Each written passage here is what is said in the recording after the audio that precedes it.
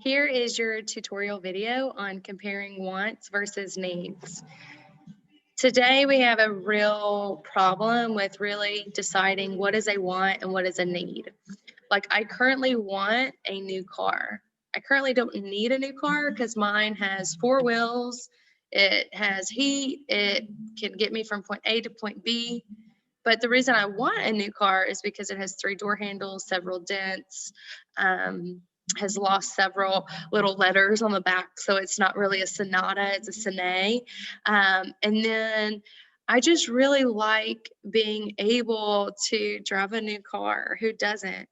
But at the end of the day, my husband and I have very firm financial plans. And so we don't want our wants to overtake our financial plan.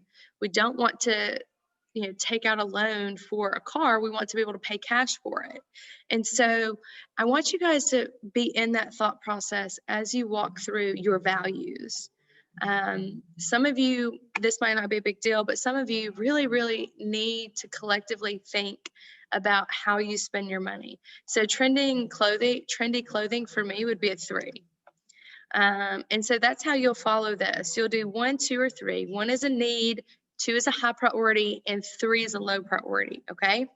From that point, what you're gonna do, if hardly any of these apply to you, this is your document. So you can change, I would say up to 3 of these if that's what you would like to do to where it's more applicable to you personally. Then you're going to scroll down to part 2, and we've learned a little bit about the 50-30-20 budgeting method. And so you're going to get the opportunity to budget $900, okay?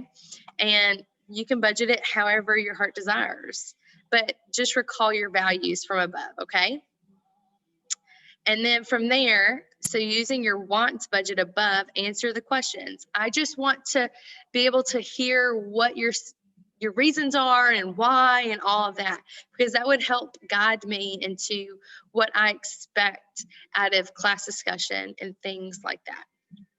Part 3 is you'll get an example, and then you'll try and give some advice and the why you would do something. Very similar to part 2, but I really enjoy reading what you guys have to say because that gives me a different perspective, but also helps me challenge you in ways that you have not been challenged just yet.